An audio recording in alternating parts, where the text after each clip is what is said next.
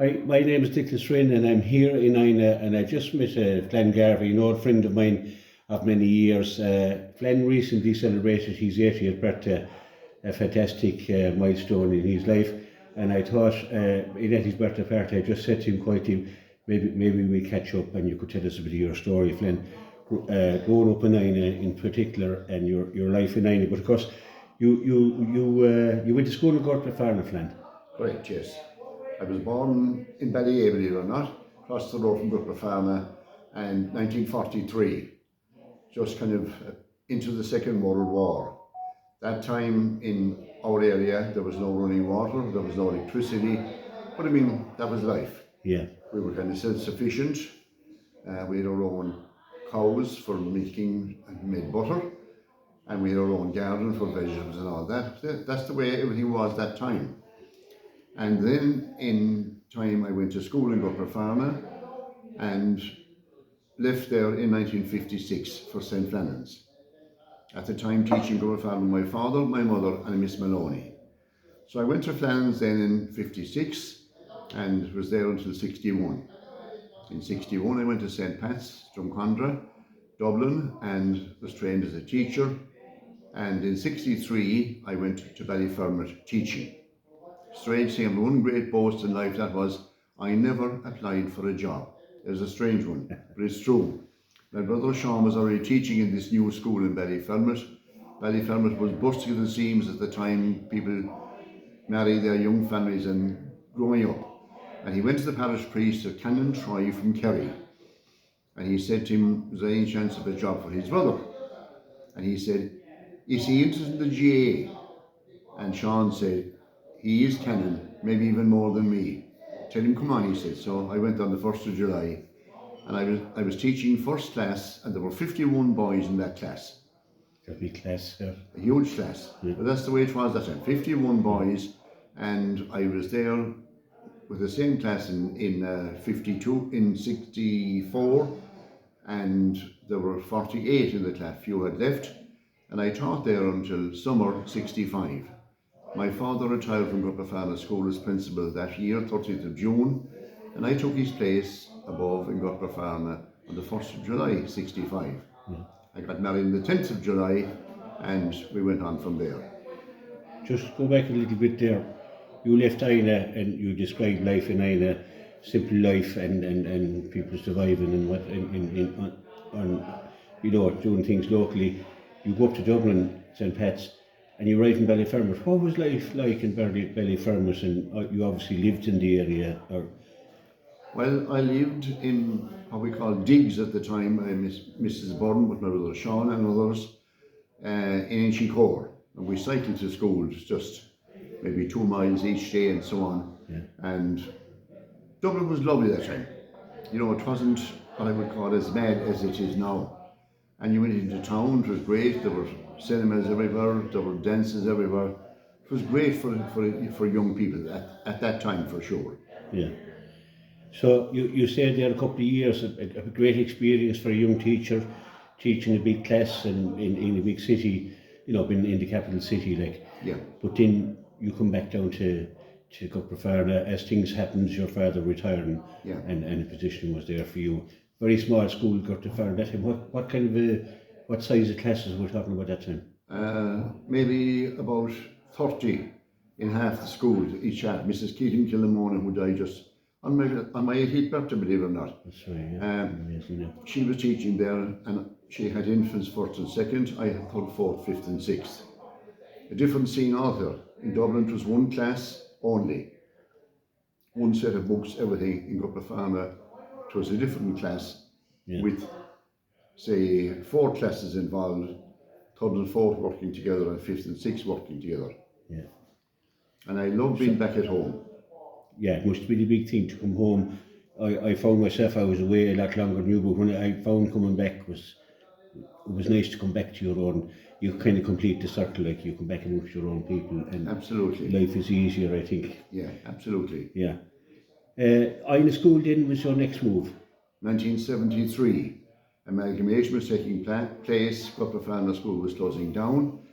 The department wasn't prepared to put any more money into it, so there was a stark choice go or stay and be closed a year later.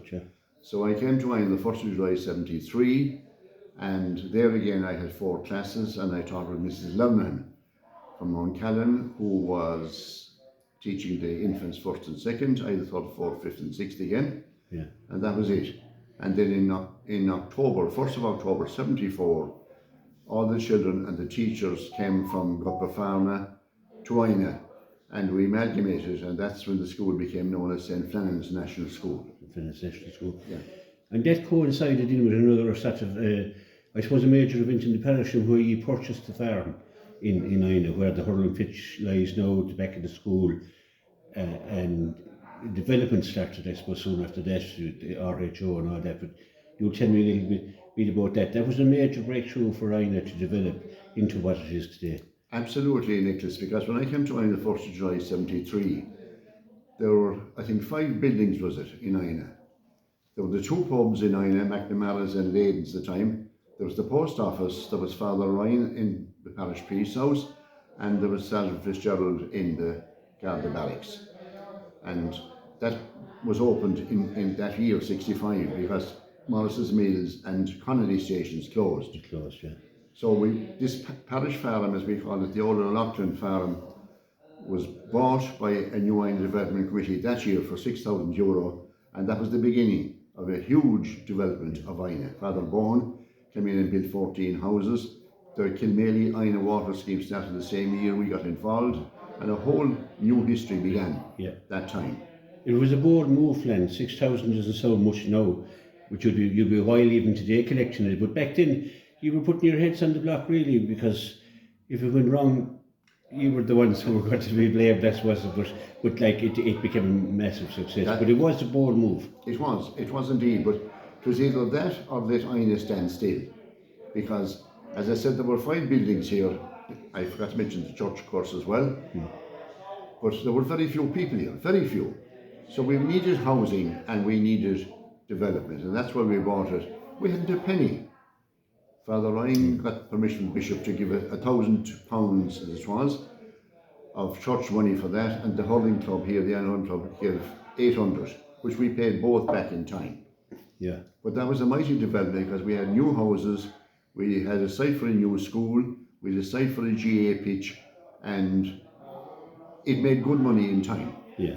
By selling sites and so on. Yeah, and everything sort of fell into place then. Absolutely. The development of the parish, the development of the village was central to everything, and people living in the parish then, because they have a village to call their own, the centre of life, I suppose, really, like, you know. And the 2 pubs have played, and you were in the pub game for a while, your brother Padder, God rest his soul, but they played a big part in Irish culture, you know, the card games, they've always, to the present day, to John Winston, to the good house, supporting the Camogie, the hurling, everything that's in the parish, really, like. So, yes, indeed. So to have that village centre was vital to all the parish, really, like. It was, because, you know, all the essential things were here, but the people weren't here.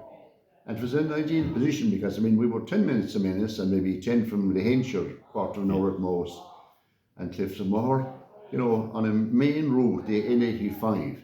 So it's in a tremendous position, and you can get buses here every day to go to Galway, or you can go to Limerick and Dublin, whatever. You know, it's fantastic, and it's still growing. Yeah, and head to Milltown and back to Kilrush if you want exactly. to, whatever, yeah. Yeah, it's an ideal place. So I suppose that between teaching, the school, the development, everything, you got into politics then. Did you get 1988? You were first elected to Clare County Council. 85. Oh, sorry, 85. Yeah. Elected in 85, and in 86, Dr. Hillary was the president, wrote to Clare County Council, having visited Australia, first president in office to visit Australia, and he was brought by the great ambassador at the time, a man called Joe Small, a knowledgeable man. He was brought to a place in South Australia called Clare Valley, founded by a Clareman, and I'm heading off that direction with my wife and daughter Una on next Monday for my 8th trip there since '86. Lovely. So At 80, it's not bad. It's not too bad. I might get to the hedge for the end of the year. Good man, Gavin Sunday probably. That's it, yeah, that's it, in for a dip. But yeah, that's fantastic, like, and you know, to make those connections and the parish making those connections is fantastic. You've seen a lot of changes in the parish. That was the big change, I'm sure, the farm and the development after that. But down through the years, you've seen a lot of great people from this parish of Ina and Kilnamona. Kilnamona people always came to Ina. I remember always my relations coming from America and coming from England.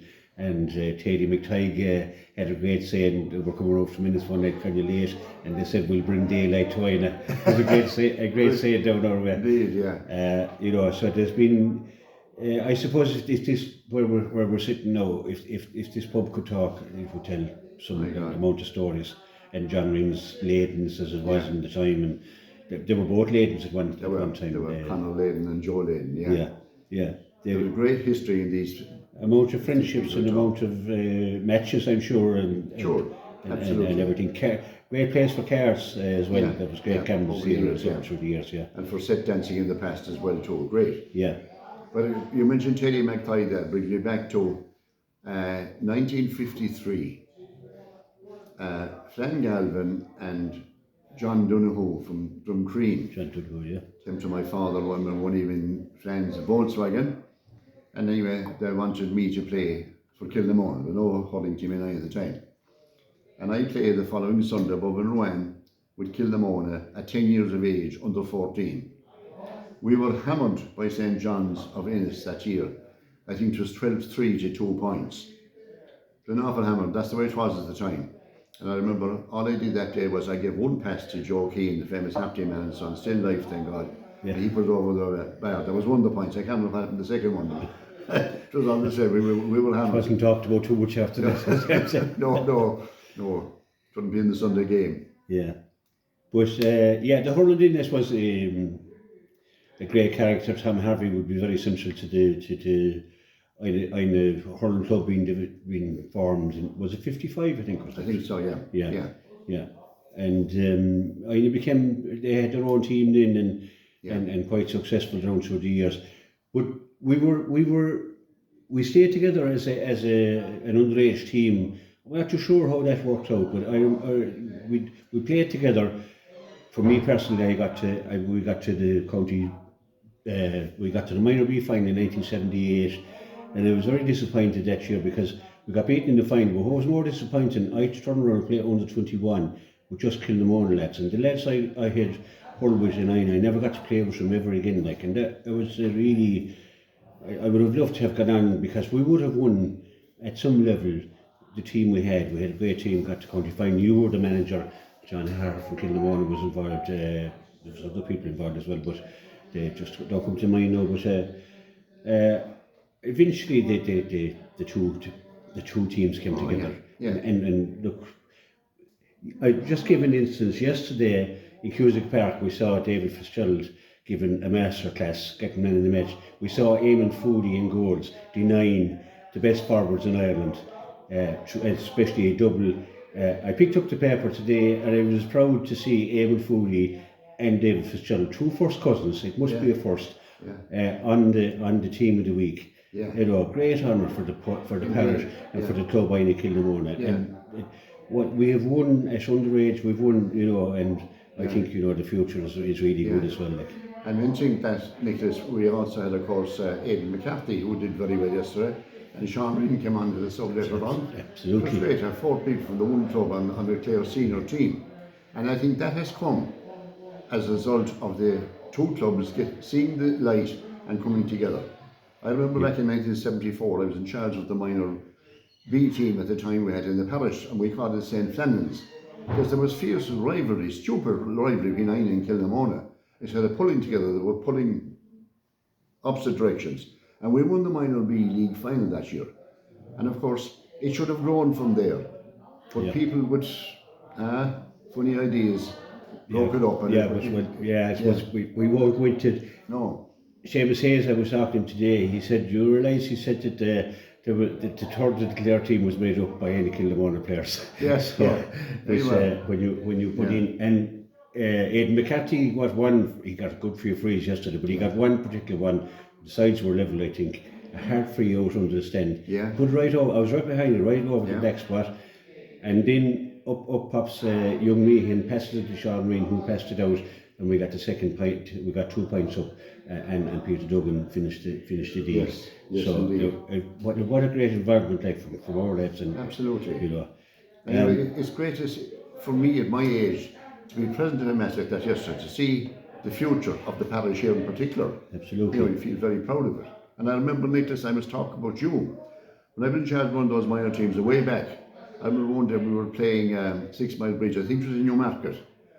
And a lad named DC, he was a county minor at the time. Right, DC, yeah. He was playing hell with us.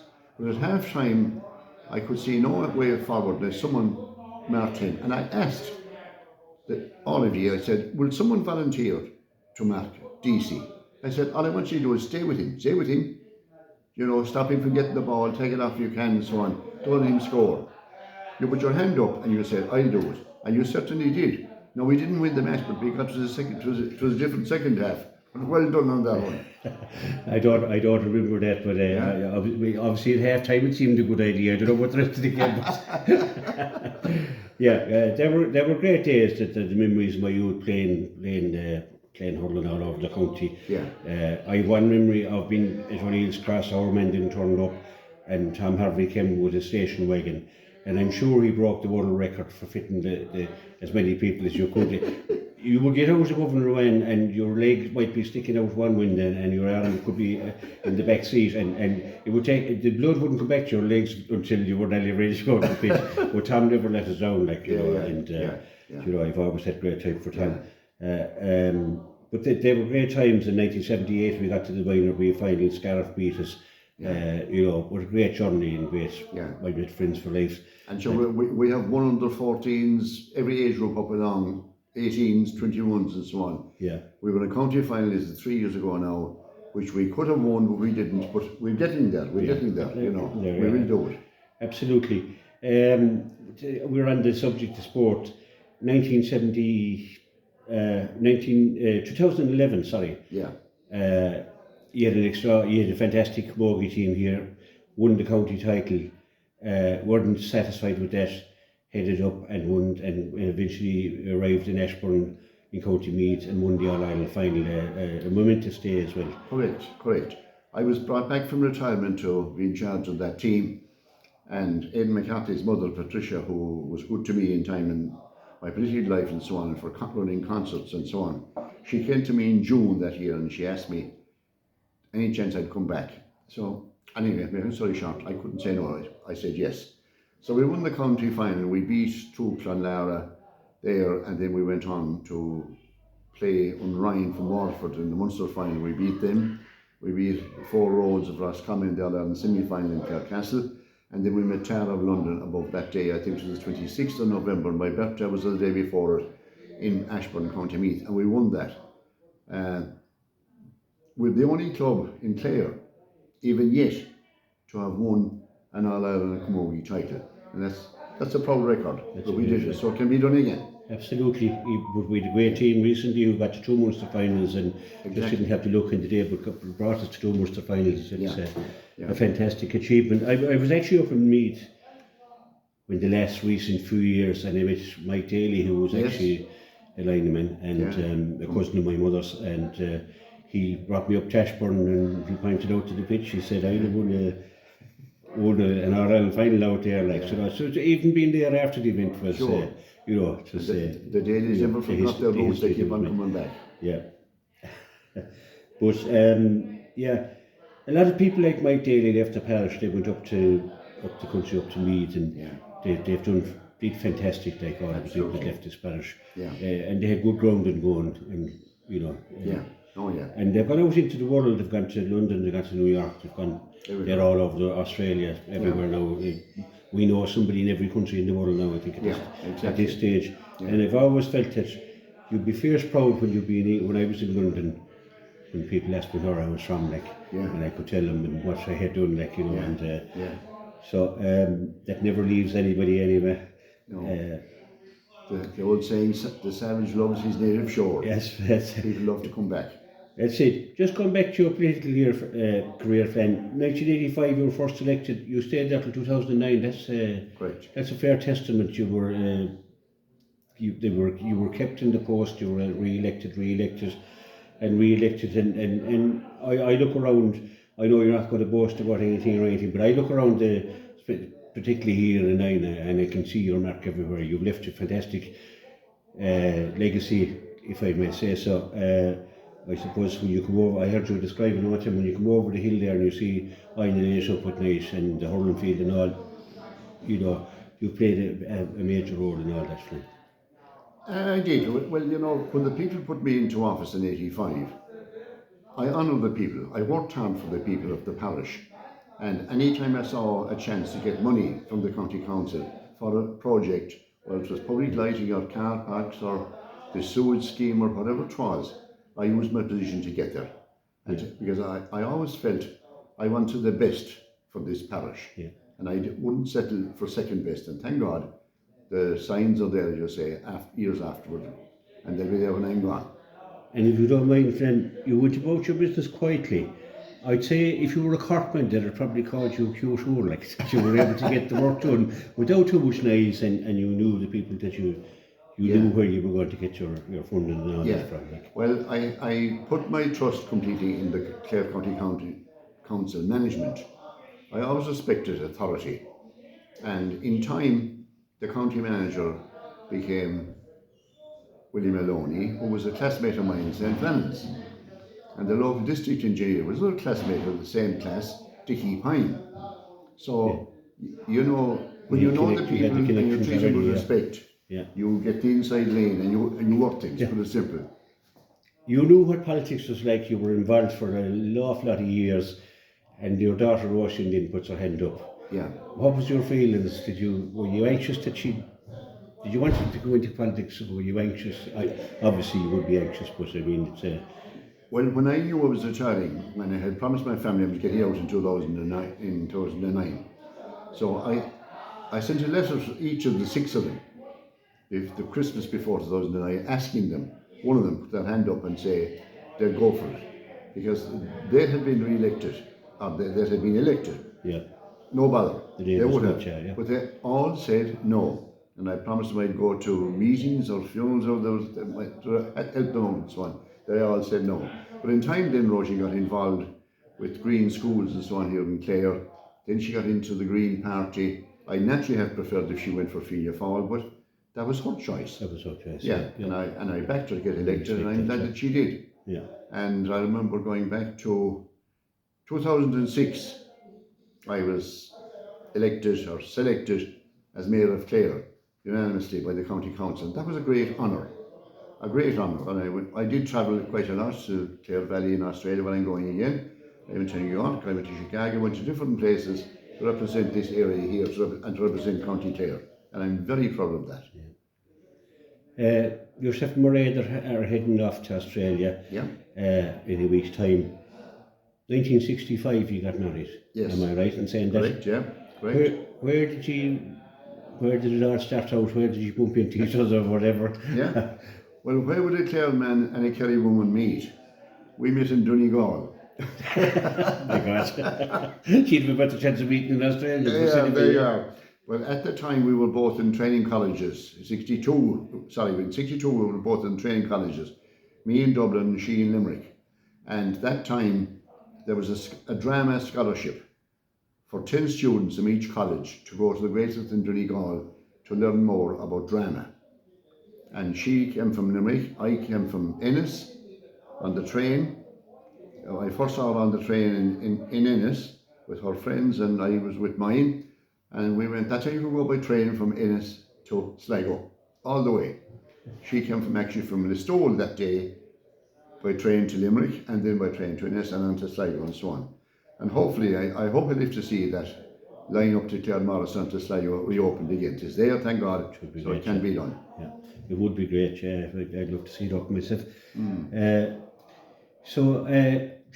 going to go right back to 1972 then, and you got involved with the Camogie band. I know you had a night here during was it last year? Yes.